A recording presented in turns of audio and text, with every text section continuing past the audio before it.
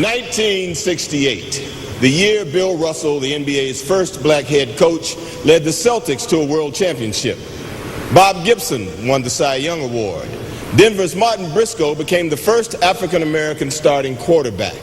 They played in a country that applauded their efforts on the field, yet denied them equality off the field. 1968 may have been 40 years ago, but for many of us like me, a 19-year-old college student at the time, the events are so vivid, so personal, they could have occurred yesterday. As thousands of lives were lost in Vietnam, decades of discrimination and oppression exploded into streets filled with poverty and rage. This would lead to a bold action by two members of the United States track team, Tommie Smith and John Carlos. Tommie Smith was the seventh of 12 children, born to immigrant farm workers in Clarksville, Texas. His earliest memories are of working the fields with his family, struggling just to have food on the table. John Carlos was raised in the city, in the hard streets and poverty of Harlem. Their backgrounds may have been different, but they united to make a statement before the eyes of the world. As Arthur Ashe himself said, I respected the way they stood tall against the sky and insisted on being heard on matters other than track and field, on matters of civil rights and social responsibility. I couldn't help but admire them.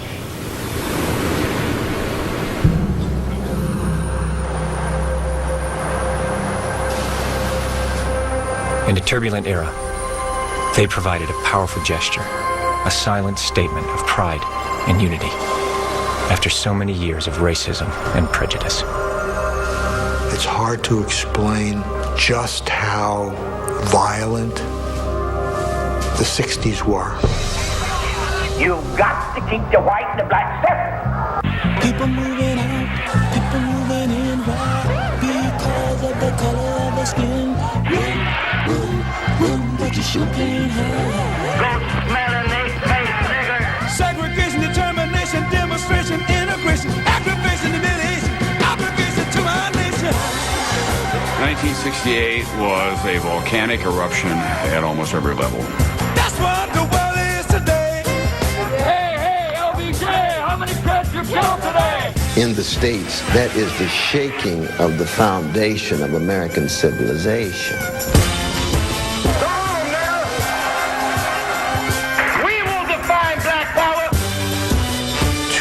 Major assassinations, Martin Luther King, Bobby Kennedy.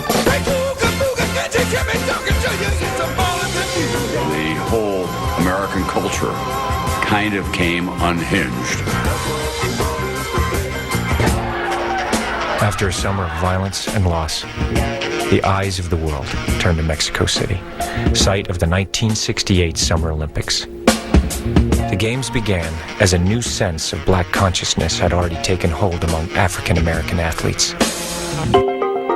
There had been talk of an Olympic boycott, but ultimately the athletes decided against it.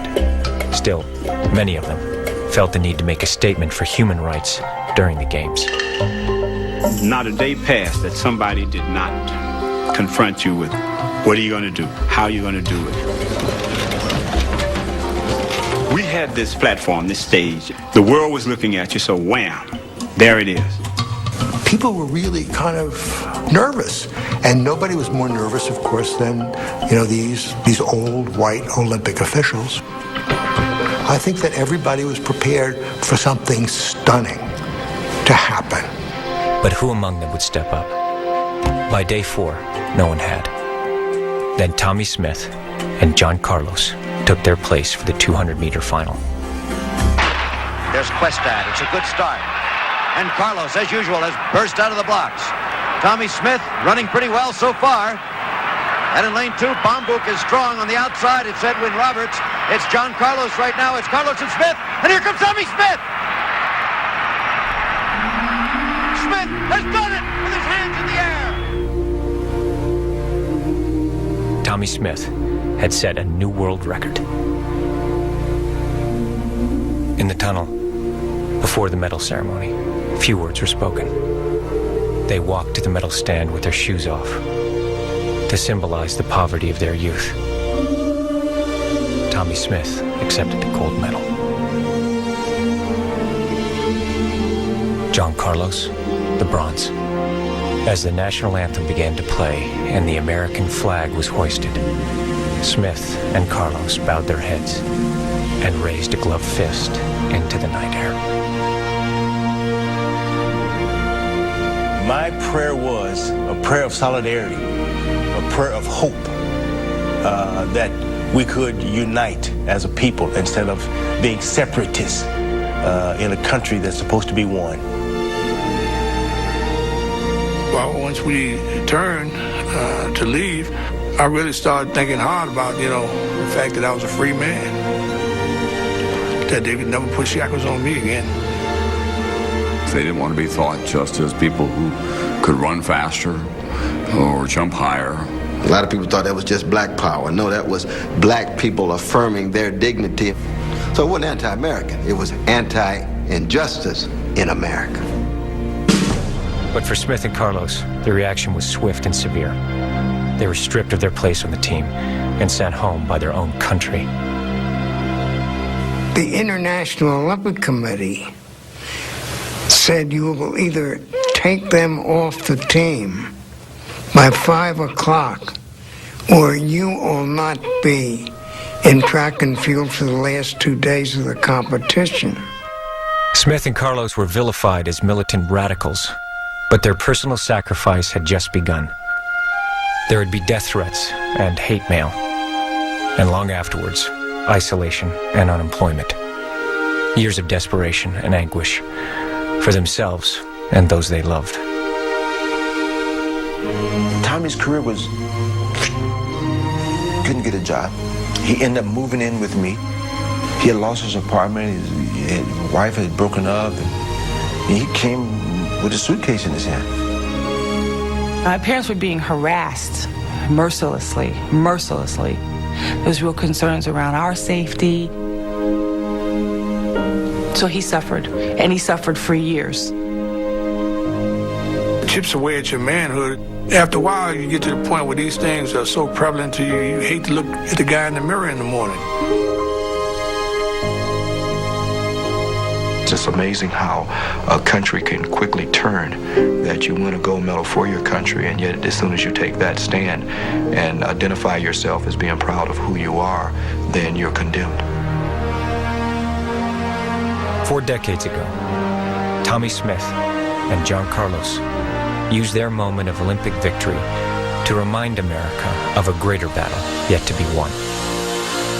Now at San Jose State, where they trained together, there's a statue in their honor, a statue that shines a light on our appreciation for their message of human dignity. They could just as easily have stood there with their hand over their heart and the national anthem playing in the background, but to represent their country and say, I want to run for America, but I want America to understand who I am. It took a lot of courage for them to do what they did, a lot of courage. I think most black would probably tell you that day was a great day for them, because it probably gave them some hope that we're going to be able to overcome. They were willing to sacrifice themselves for something far greater than a gold medal or a bronze medal. The fundamental lesson of what they did is courage. Courage to think for themselves. And it's the courage to hope, because what they did was, this is a sign of hope. And that's a beautiful thing.